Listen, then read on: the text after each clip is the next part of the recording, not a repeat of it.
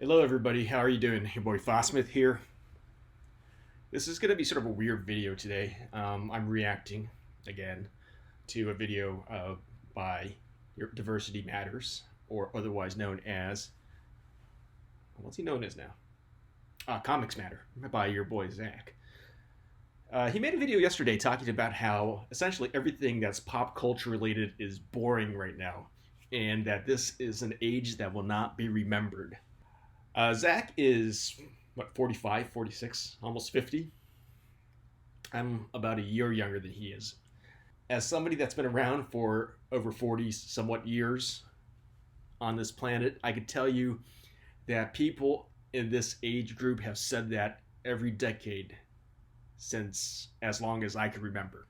Retrospectively, it probably turned out to be true for some ages more than others, but right now, say for example, the 1980s, specifically America, the United States, 1980s is sort of lauded as a great time, right? And I agree with that sentiment. I have very fond memories of the 80s.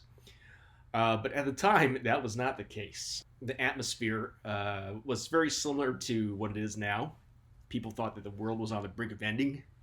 We had nuclear bomb drills at school, you know, duck and cover, hide under your desk, that kind of thing. And a lot of the pop culture that's sort of revered now, like, Michael Jackson, a lot of the movies from the 80s were sort of regarded as sort of lowbrow trash.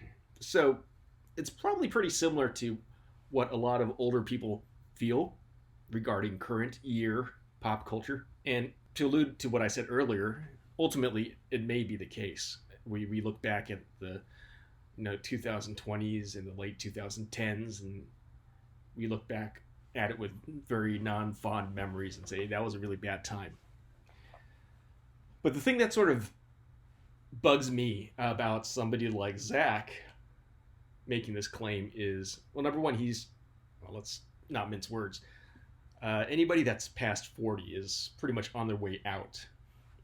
You could still make creative work. You could still be a willing customer, be willingly engaged with pop culture, but you're not the main driver. You're not the main consumer when it comes to buying that stuff. Let me take that back a little bit.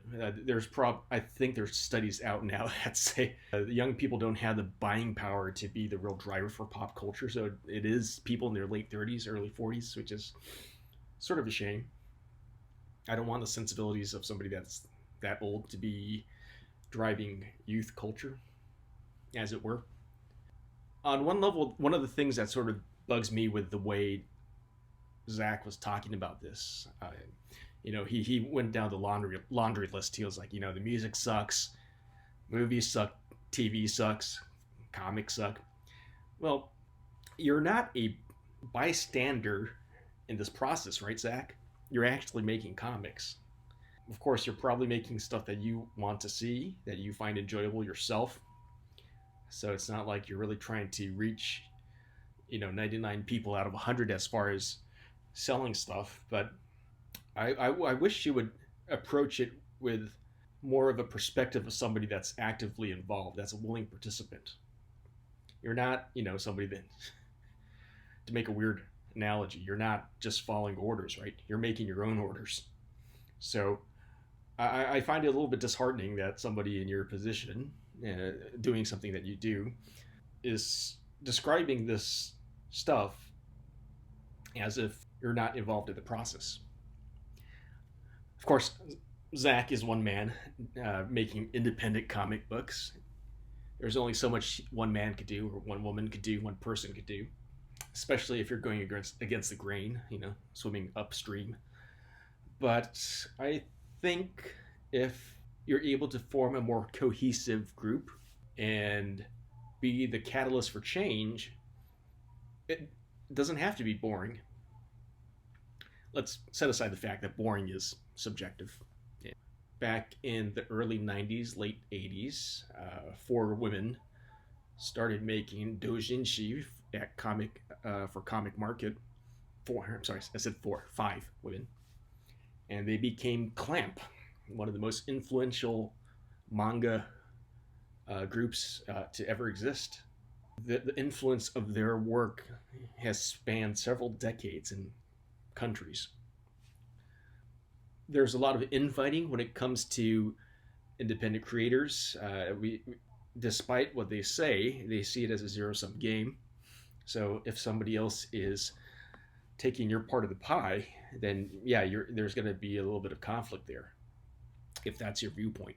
But I don't think it is, and I think the solution is to not make a co-op per se, but make a circle, as it's known in Japan, and just put out more work. Don't be the only person that's making decisions for your company. Have a group of friends that you trust and whose creative vision align with you, and just pump out as much work as humanly possible. Just my 2 cents. You're going to ask, well, Fosmith, why don't you do that? We'll see. Hold your horses. We'll see where that goes. But just my rambling thoughts regarding this topic.